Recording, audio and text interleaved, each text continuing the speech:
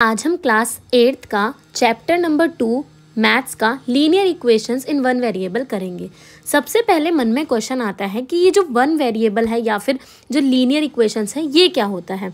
तो सबसे पहले अगर हम बात करें लीनियर इक्वेशंस की, लीनियर इक्वेशंस, तो लीनियर इक्वेशंस वो इक्वेशंस होती हैं, लीनियर इक्वेशंस जिसके अंदर जो हाईएस्ट डिग्री होती है। जैसे ये वाली इक्वेशन देखो, इसमें हाईएस्ट डिग्री क्या है, x के ऊपर जो पावर है वो क्या है, कुछ भी नहीं, तो यहाँ पे 1 है। तो ऐसी इक्वेशंस जहाँ पर हाईएस्ट पावर x की 1 होती है उसी को हम क्या बोलते हैं, लीनियर इक्वेशंस बोलते हैं। जैसे कि और एग्जांपल ले तो 4x, यहाँ पे भी x की पावर क्या है, कुछ भी नहीं है, मतलब 1 है, तो ये भी क्या होगा, लीनियर इक्वेशन। पर मान के चलो अगर मैंने ये क्वेश्चन ऐसे दिया होता कि x की 2, तो क्या ये लीनियर इक्वेशन होता, नहीं। क्यों नहीं है ये लीनियर इक्वेशन, क्योंकि यहाँ पे x की पावर क्या है, 2 है, तो ये लीनियर इक्वेशंस नहीं आएगा।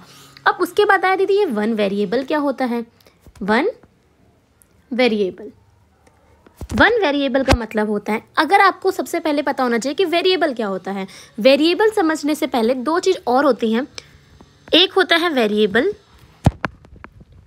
और एक होता है कांस्टेंट। कांस्टेंट, सबसे पहले वेरिएबल की बात करें तो आपने बचपन में ABCD तो पढ़ा होगा, तो A से लेकर Z तक जो भी होते हैं इनको हम क्या बोलते हैं, अल्फ़ाबेट्स को वेरिएबल्स कहते हैं। और काउंटिंग भी आपको आती होगी, 1 से लेकर इन्फिनिटी तक जो भी काउंटिंग होती है उसको हम क्या बोलते हैं, कांस्टेंट बोलते हैं। तो सेम अगर यहाँ पे बात करें तो यहाँ पे लीनियर इक्वेशंस के अंदर या चैप्टर नंबर 2 जो है क्लास 8 का, उसके अंदर सिर्फ यहाँ पे वन वेरिएबल लेंगे। जैसे एग्जांपल के लिए क्या, या तो हमने x ले लिया या तो हमने y ले लिया, पर कोई एक होना चाहिए, ये नहीं कि x y आप दोनों एक साथ लगा दो। इसका भी एग्जांपल लेते हैं, जैसे मैंने लिखा 3x प्लस में 4, तो इस पूरी इक्वेशन में खाली एक वेरिएबल है x, तो ये क्या कहलाएगा, लीनियर इक्वेशन कहलाएगा। पर मान के चलो अगर मैंने ऐसे लिखा x प्लस में y, तो क्या ये लीनियर इक्वेशन है, नहीं। क्यों नहीं है, क्योंकि यहाँ पे x और y दो वेरिएबल यूज हो रहे हैं और यहाँ पे हमें बोला गया है कि आपको कितने वेरिएबल लेने हैं, एक वेरिएबल लेना है। तो यही चैप्टर का मतलब होता है।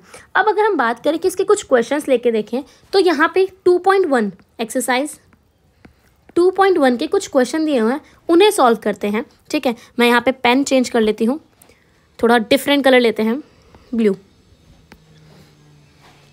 हाँ, पहला क्वेश्चन है 3x इज इक्वल टू में 2x प्लस में 18। ये क्वेश्चन बहुत आसान है। कैसे, देखो सबसे पहले हमारा काम क्या होता है कि जो x वाले टर्म्स हैं इनको एक साइड कर लें। तो यहाँ पे 3x ऑलरेडी लिखा हुआ है, हमने क्या किया, इस 2x को यहाँ पे लिया है।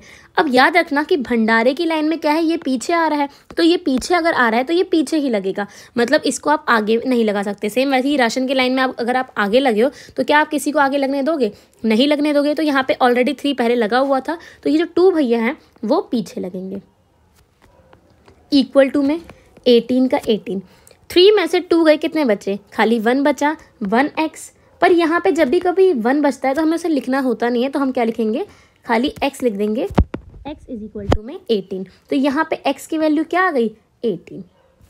तो ये पहला क्वेश्चन हमारा। अगर हम इसका दूसरा क्वेश्चन करें, सेकंड क्वेश्चन, तो सेकंड क्वेश्चन है 5t माइनस में 3 इज इक्वल टू में 3t माइनस में 5। फिर से वही वाला रूल हम देखेंगे कि यहाँ पे जो टी हैं जिनके साथ वेरिएबल लगा हुआ है उनको एक साइड कर लेंगे, बिना वेरिएबल वालों को एक साइड कर लेंगे। जो कॉन्सोनेंट्स होंगे उनको एक साइड, और जो बिना मतलब जो कॉन्सोनेंट्स हैं उनको एक साइड। सॉरी, ये क्वेश्चन नंबर 2 दोबारा स्टार्ट करते हैं, ठीक है। तो अब हम स्टार्ट करते हैं क्वेश्चन नंबर 2। क्वेश्चन नंबर 2 है 5t माइनस में, तो अब हम स्टार्ट करते हैं क्वेश्चन नंबर 2 जो कि है 5t माइनस में 3 इज इक्वल टू में 3t माइनस में 5। तो यहाँ पे हम जो वेरिएबल वाले टर्म्स हैं उनको एक साइड कर लेंगे और जो बिना वेरिएबल वाले हैं उनको एक साइड कर लेंगे। बस यहाँ पे थोड़ा ध्यान देना में माइनस प्लस का, तो ध्यान दें 5t ऑलरेडी यहीं पे था, 5t जो था वो ऑलरेडी कहाँ था, यहीं पे था, तो 5t यहीं रहेगा, ये -3 इधर आएगा। अब ये माइनस कैसे हो गया, क्योंकि ये यहाँ पे प्लस था, यहाँ कोई साइन नहीं, मतलब प्लस है, और जब ये इक्वल टू के इस साइड आएगा तो ये माइनस हो जाएगा, तो ये 5t माइनस का 3t हो जाएगा। इज इक्वल टू में -5 तो आगे ही लगा हुआ था, -5 तो ऑलरेडी यहीं पे लगा हुआ है ना, तो ये यही रहेगा। और ये पीछे ये वाला जो 3 है ये उधर जाएगा, और अगर उधर जाएगा तो ये क्या है, माइनस में इधर आके प्लस का 3 हो जाएगा। याद रखना कि अगर ये इधर माइनस है तो उधर आके प्लस का 3 हो जाएगा। उसके बाद 5 में से 3 गए, कितने बचे, 2 बचे, 2t। सेम इधर -5 और +3 है। अगर माइनस प्लस एक साथ होते हैं तो आपको पता होगा कि माइनस प्लस माइनस होते हैं, और हाँ लिख भी देती हूँ मैं, माइनस और प्लस जो है वो क्या होते हैं, हमेशा माइनस होते हैं। तो -5t और +5 और प्लस में 3 क्या हो जाएगा, माइनस का 2 हो जाएगा। अगर आप 5 में से 3 माइनस करेंगे तो क्या होगा, -2 होगा। तो यहाँ पे हमारा क्या बच जाएगा, -2। ध्यान देना कि जब भी एक वेरिएबल और एक कांस्टेंट एक साथ लगे होते हैं तो उसको हम क्या बोलते हैं कि वो हमेशा मल्टीप्लाई में होते हैं। जैसे कि यहाँ पे 2t जो है वो आपस में मल्टीप्लाई में है। अगर मैं इसे सही से लिखूँ तो 2 मल्टीप्लाई में t भी लिख सकती हूँ, क्योंकि जब एक वेरिएबल और एक कॉन्सोनेंट एक साथ होते हैं ऐसे तो उसको हम मल्टीप्लाई में कहते हैं। ठीक है, तो यहाँ पे -2 का 2 रहेगा। ये इधर किसका है, मल्टीप्लाई का, उधर आके डिवाइड का, तो t इक्वल टू में -2 अपॉन में 2। अब ये दोनों सेम टेबल में आ रहे हैं तो 2 से 2 कट जाएगा 1 पे, और आंसर आएगा हमारा -1। तो t की वैल्यू क्या आ जाएगी हमारी, -1। अब यहाँ पे मैंने आपको माइनस प्लस का झमेला बहुत ज़्यादा हुआ था, तो मैं एक बार यहाँ पे ब्रीफली समझाना चाहती हूँ कि अगर प्लस प्लस होंगे तो वो हमेशा प्लस ही रहेंगे, पर अगर प्लस और माइनस रहेंगे तो वो माइनस होंगे। माइनस माइनस क्या होंगे, प्लस होंगे, और प्लस माइनस सेम वही जो है वो क्या होगा, माइनस ही रहेगा। साथ ही अगर कोई चीज़ यहाँ पे प्लस है, इस साइड प्लस है, और इक्वल टू के वो उस साइड जा रही है तो वो माइनस हो जाएगी। अगर कोई चीज़ यहाँ पे माइनस है और वो इक्वल टू के उस साइड जा रही है तो वो प्लस हो जाएगी। अगर कोई चीज़ यहाँ मल्टीप्लाई है उधर जाएगी तो डिवाइड हो जाएगी, और कोई चीज़ यहाँ पे डिवाइड है तो वो उस साइड जाके क्या हो जाएगी, मल्टीप्लाई हो जाएगी। ये चीज़ आपको बेसिक्स के अंदर आता है और ये आपको पता ही होने चाहिए। तो अब हम क्वेश्चन नंबर 3 पे आते हैं। क्वेश्चन नंबर 3 है 5x प्लस में 9 इक्वल टू 5 प्लस में 3x। फिर से वही वाली बात कि हमें x को एक्साइट करना है और बिना x वालों को एक्साइट करना है। तो 5x, अब ये -3 होके इधर आ जाएगा, क्योंकि यहाँ इधर प्लस है तो उधर आके माइनस हो जाएगा, तो ये -3x हो जाएगा। इक्वल टू में 5 तो यहीं पे था तो यही रहेगा, पीछे कौन जाएगा, 9 जाएगा इस साइड, तो माइनस का 9 हो जाएगा। ये इधर प्लस का है, उधर आके माइनस का 9 हो जाएगा। 5x में से 3 गए तो कितने बचे, 2x बचा। और यहाँ 5 में से क्या 9 जा सकते हैं, बिल्कुल भी नहीं। तो 9 में से 5 तो जा सकते हैं, और 9 में से 5 गए तो कितने बचे, 4 बचे। पर बड़ा कौन सा है, 9 है, और उसके आगे निशान कौन सा है, माइनस का निशान है, तो यहाँ पे क्या आएगा, -4 आएगा। मैं आपको दोबारा समझा रही हूँ उसे कि जब भी जो बड़ा होता है इन दोनों से बड़ा कौन सा है, 9 बड़ा है, और 9 के आगे निशान कौन सा है, माइनस का, तो उस केस में आंसर जो होगा वो माइनस में ही आएगा। और 9 में से जब 5 जाएंगे तो कितने बचेंगे, 4 बचेंगे, पर बड़ा 9 था तो इसलिए -4 आया है। और अभी मैंने तुम्हें बताया था कि 2 और x दोनों एक साथ हैं, एक कांस्टेंट और एक वेरिएबल एक साथ होते तो हमेशा किस में होते हैं, मल्टीप्लाई में होते हैं। अब ये 2 इधर मल्टीप्लाई में तो उधर जाके डिवाइड में, तो -4 अपॉन में 2 हो जाएगा। x की वैल्यू कितनी आएगी, 2 1 जा 2, 2 2 जा 4, मतलब माइनस की 2 आ गई। अब कुछ बच्चे बोलेंगे दीदी आपने नीचे 1 नहीं लिखा, तो बच्चा 1 जो है वो नीचे नहीं लिखते, मतलब अंडरस्टूड होता है कि इसके नीचे 1 है, तो हम यहाँ पे रिप्रेजेंट नहीं करते। अब आता है क्वेश्चन नंबर 4, मैं यहीं पे से लिख रही हूँ, ठीक है। 4z प्लस में 3 इक्वल टू में 6 प्लस में 2z। फिर से वही वाली बात कि हमें क्या करना है, एक साइड करने हैं z वाले और बिना z वाले को एक साइड करना है। ये क्वेश्चन 4 तक इजी है। अभी जो फर्दर क्वेश्चन आएंगे वो थोड़े से इनसे चेंज होंगे, मतलब डिफिकल्ट नहीं होंगे, बस इन कॉन्सेप्ट से थोड़ा अलग होगा। तो पहले ये कर लेते हैं बेसिक को स्ट्रॉन्ग करने के लिए। 4z यहीं रहेगा, ये माइनस का 2 इस साइड आएगा, इक्वल टू के इस साइड जाएगा तो क्या होगा, माइनस का 2z हो जाएगा। इक्वल टू में 6 यहीं रहेगा, माइनस का 3 है वो उस साइड जाएगा तो क्या होगा, माइनस का 3 हो जाएगा। सॉरी अभी ये प्लस का है तो उस साइड जाके माइनस का हो जाएगा। अब 4z में से 2z गए, कितने बचे, 2z बचे। इक्वल टू में 6 में से 3 गए, कितने बचे? 3 बचे। यहाँ पे 2 और z किस में है? मल्टीप्लाई में है, तो उस साइड जाके ये क्या हो जाएगा? डिवाइड में। तो z इज इक्वल टू में 3/2। तो z की वैल्यू क्या आ गई? 3/2।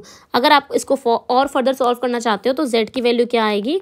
डिवाइड करके देख लेना, ऐसे 2 बाहर हो जाएगा, 3 अंदर। 2 के टेबल में 3 आता है। हाँ भैया आता है, कितने पे? 1। 3 नहीं आता, उससे छोटा 2 आता है 1 पे। तो वो बचा कितना? 1। पॉइंट लिया यहाँ पे 0। 2 5 जा 10, तो यहाँ पे 10 आया, माइनस कर दो, कितना आया? 0। तो यहाँ पे हमने z की वैल्यू 1.5 आएगी, जो कि आप इन दोनों, अगर आप यहाँ पे भी छोड़ दो अपना आंसर तो भी सही है। बुक के अंदर शायद यहीं पे छोड़ रखा है, पर हमें रिस्क क्यों लेना? अगर आपको फर्दर और सॉल्व करना है तो ये आंसर आएगा। अब क्वेश्चन नंबर 5 पे आते हैं हम। क्वेश्चन नंबर 5 है 2x माइनस में 1 इक्वल टू में 14 माइनस में x। फिर से हम क्या करेंगे? x वाले को एक साइड और बिना x वालों को एक साइड। तो 2x यहीं रहेगा, ये इधर माइनस का उधर आके प्लस का हो जाएगा, तो प्लस का x हो जाएगा। इक्वल टू में 14 ऐसे ही रहेगा, ये इधर माइनस का उधर आके प्लस का हो जाएगा, तो प्लस का 1। 2x प्लस में x कितने हो जाएंगे? 3x हो जाएगा। इक्वल टू में 14 प्लस में 1 15 हो जाएगा, तो 14 प्लस में 1 15 हो जाएगा। फिर से वही वाली बात कि अगर एक वेरिएबल कांस्टेंट एक साथ है तो वो हमेशा किस में होंगे? मल्टीप्लाई में। तो यहाँ पे अगर 3 मल्टीप्लाई में तो उधर कैसे हो जाएगा? डिवाइड में। और डिवाइड में जाएगा तो 3 के टेबल में 15 आता है। हाँ आता है भैया, कितने पे आता है? 5 पे। तो x की वैल्यू कितनी आ गई? 5। अब क्वेश्चन नंबर हम 6 करते हैं। 8x प्लस में 4 इक्वल टू में 3 ब्रैकेट में x माइनस में 1 प्लस में 7। ये क्वेश्चन ध्यान से देखना। सबसे पहले क्या करेंगे हम? 8x प्लस में 4 को एज इट इज़ उतारो, और यहाँ पे ध्यान देना कि अगर ब्रैकेट के बाहर कोई नंबर लिखा हुआ है तो उसको दोनों से मल्टीप्लाई करना पड़ता है। तो 3 जो है वो इससे भी मल्टीप्लाई करेगा और फिर इससे भी करेगा। जब 3 इससे मल्टीप्लाई करेगा तो 3 को x से करेंगे तो 3x आ जाएगा, और जब 3 को इससे करेंगे तो 3 1 जा 3 आ जाएगा, पर बीच में माइनस का साइन है तो माइनस का साइन लगेगा, और प्लस में 7 तो है ही। अभी भी हम 8x प्लस में 4 को एज इट इज़ उतारेंगे, क्योंकि अभी यहाँ का मामला सुलझा लें। प्लस माइनस माइनस हो जाएगा, तो 7 में से 3 गए, कितने बचे? 4 बचे। पर ध्यान देना बड़ा कौन सा है? 7, और 7 के आगे निशान कौन सा है? प्लस का। तो 4 के आगे भी निशान कौन सा आएगा? प्लस का। अब देखो ये क्या ऐसे पहले की तरह क्वेश्चन की तरह नहीं बन गया है ना? तो अब तो इसे सॉल्व कर ही लोगे आप कि x को एक साइड, बिना x वालों को एक साइड। 8x माइनस में 3x हो जाएगा, क्योंकि ये इधर आ जाएगा, इक्वल टू 4 माइनस में 4 क्या हो जाएगा? 4 माइनस 4 0 हो जाएगा, और 8 में से 3 गए तो ये कितना आएगा? 5x। मैंने आपको पहले ही बताया था कि ऐसे है तो ये मल्टीप्लाई में है, तो उधर जाके क्या हो जाएगा? ये डिवाइड में। 0/5। अब बच्चे कंफ्यूज कि ये कैसा आंसर है, तो याद रखना जब भी किसी चीज़ के नीचे 0 के नीचे 5 आ रहा है तो वो हमेशा पूरा ही 0 हो जाएगा, तो x की वैल्यू पूरी क्या हो जाएगी? 0। आई होप आपको इतना समझ आया होगा। अब हम क्वेश्चन नंबर 7 पे चलते हैं। Question number 7, x is equal to में 4/5 x प्लस में 10। तो देखो ध्यान से अब क्या करेंगे हम। यहाँ पे सबसे पहले हम 4 को इससे मल्टीप्लाई करेंगे और फिर 4/5 को इससे मल्टीप्लाई करेंगे। ध्यान देना यहाँ पे हम दोनों को पूरे से मल्टीप्लाई करेंगे, तो यहाँ पे x को ऐसे ही रहने देते हैं। इक्वल टू में जब 4/5 को x से मल्टीप्लाई करेंगे तो क्या आएगा? 4/5 x आएगा। प्लस में जब हम 4/5 को 10 से मल्टीप्लाई करेंगे तो क्या आएगा? 40/5 आएगा। ठीक है, अब फिर से हमें दिखा x वाले को एक साइड कर दें, तो ये वाला x तो यही था तो इसको यही रहने देते हैं। साथ में ये वाला इधर जाएगा तो पीछे लगेगा लाइन में 4x/5 ऐसे लग जाएगा। इक्वल टू में 40/5 तो था ही यहाँ पे। अब देखो यहाँ पे x के नीचे कुछ नहीं है तो मतलब 1 मानेंगे, और यहाँ पे हमें इन दोनों का एलसीएम लेके माइनस करना होगा, तो इन दोनों का एलसीएम कितना आएगा? 5 ही आएगा। अब 5 को इससे मल्टीप्लाई करो तो कितना आया? 5x, और इसको इससे मल्टीप्लाई करो तो कितना आया? 1 को, तो 1 को 4 से मल्टीप्लाई करोगे तो क्या आएगा? 4x आएगा। इक्वल टू में 40/5 तो है ही। अब कुछ बच्चे सोच रहे होंगे दीदी इसको काट क्यों नहीं रही 40/5 को, ये तो कट रहा है 8 से। अभी रुक जाओ, बस काट रहे हैं, 2 मिनट रुक जाओ। अब 5x में से 4x गए, कितने बचे? x/5 बचा। इक्वल टू में 40/5 तो है ही। ये इधर डिवाइड में, ये जो 5 है वो इधर डिवाइड में, उधर जाके ये क्या हो जाएगा, मल्टीप्लाई में हो जाएगा। तो x ऐसे ही रहेगा 40/5 इंटू में ऊपर 5 हो जाएगा। ठीक है, अब देखो अब तो ये कट जाएगा ना 5 से 5, तो हमारा x की वैल्यू कितनी आ गई, 40। इसीलिए मैं उसे नहीं काट रही थी तब। तो अब हमने क्वेश्चन नंबर 7 भी कर लिया। तो अब हम क्वेश्चन नंबर 8 करते हैं। क्वेश्चन नंबर 8 क्या है, 2x/3 प्लस में 1 इज इक्वल टू में 7x/15 इज प्लस में 3। सबसे पहले हमें क्या करना है, x वाली टर्म्स को एक्साइड करना है। तो कहाँ भाग गया, 2x/3 यही रहेगा, ये इस साइड आ जाएगा तो क्या हो जाएगा, -7x/15 आएगा। इक्वल टू में 3 यही रहेगा और ये 1 उस साइड चला जाएगा तो -1 हो जाएगा ये। सबसे पहले हमें यहाँ पे 3 में से 1 गए तो क्या बचे, 2 बचा, यहाँ पे 2 लिख लो। और यहाँ पे देखो, यहाँ पे एलसीएम लेने के ना 2 तरीके हैं, सब स्कूल के अंदर अलग अलग तरीके कराए जाते हैं, तो मैं दोनों तरीके आपको करा के दिखाती हूँ। ठीक है, मैं पेन चेंज कर लेती हूँ, उसके बाद करते हैं। तो था 2x/3 माइनस में 7x/15। इसको ये 2 तरीके हैं। सबसे पहले पहला तरीका देखो एलसीएम का, 2x माइनस में 7x/15 और यहाँ पे 3, इन दोनों को मल्टीप्लाई कर लो तो कितना आएगा, 15 को 3 से मल्टीप्लाई करोगे तो 45 आएगा। इसको इससे मल्टीप्लाई करोगे 15 को 2 से तो 30x आ जाएगा।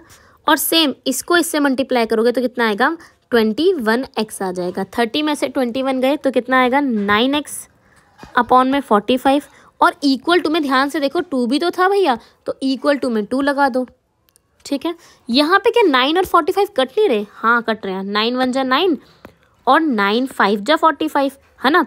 तो x इज इक्वल टू में 2, यहाँ पे अपॉन में 5 है, ये क्या करेगा, इधर डिवाइड में तो उधर जाके मल्टीप्लाई, तो x की वैल्यू क्या हो जाएगी, 2 मल्टीप्लाई में 5, x की वैल्यू 10 हो जाएगी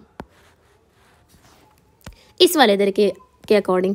अब दूसरा वाला तरीका क्या होता है, तो फिर से यहाँ पे लिखते हैं हम 2x/3 माइनस में 7x/15 इक्वल टू में 2 रखते हैं, वरना आप कंफ्यूज ना हो जाओ। तो देखो यहाँ पे अलग तरीका होता है एलसीएम का। यहाँ पे हम क्या करते हैं, इन डिजिट्स का एलसीएम ले लेते हैं। यहाँ पे मैं लेके दिखा रही हूँ, यहाँ तो 3 और 15 का एलसीएम ले लो। 3 और 15 का एलसीएम लोगो, 3 1 जा 3 होगा और 3 5 जा 15 होगा, फिर 5 से करोगे तो ये आ जाएगा और इसको मल्टीप्लाई करोगे तो 15 आएगा। तो मतलब एलसीएम कितना है, 15। तो यहाँ पे एलसीएम 15 ले लो। फिर क्या करना है आपको, इस डिजिट को इस डिजिट से डिवाइड करना है, और जब डिवाइड करोगे तो 3 के टेबल 15 कितने पे आता है, 5 पे आता है। तो 5 इंटू में ये ऊपर वाले डिजिट 2x, बीच में माइनस लगा दो। सेम फिर इस डिजिट को, ये जो नीचे वाली है, इसको इस वाले डिजिट से डिवाइड करो, तो 15 को 15 से डिवाइड करो कितना आएगा, 1 आएगा। मल्टीप्लाई में 7x इक्वल टू में 2। अब 5 को 2 से मल्टीप्लाई करोगे तो कितना आएगा, 10x। माइनस में इसको इससे मल्टीप्लाई करोगे तो कितना आएगा, 7x इक्वल टू में 2 तो था ही और नीचे 15 तो है ही। ध्यान देना इस पे। 10 में से 3 गए, कितने बचे, 10 में से 7 गए तो कितने बचे, 3x अपॉन में 15 इक्वल टू में 2। 3 और 15 के सेम टेबल में आते हैं, हाँ आते हैं। 3 1 जा 3, 3 5 जा 15, नीचे क्या बचा, x अपॉन में 5 बचा, इक्वल टू में 2 ही था। और यहाँ पे ये डिवाइड में तो उधर जाके किस में हो जाएगा, मल्टीप्लाई। तो x इज इक्वल टू में 2 मल्टीप्लाई में 5, कितना आया, x की वैल्यू 10 आई। तो आपने नोटिस किया होगा दोनों में आंसर सेम आया, पर बच्चा किसी के स्कूल में जो है वो एलसीएम का वो वाला तरीका अपनाते हैं और किसी में वो वाला, इसीलिए मैंने दोनों करवा दी ताकि आपको इसमें कोई दिक्कत ना हो। तो ये था हमारा क्वेश्चन नंबर 8। अब बचे हैं 9 और 10। तो क्वेश्चन नंबर 9 करते हैं। मैं फिर से पेन चेंज कर लेती हूँ। क्वेश्चन नंबर 9 करते हैं।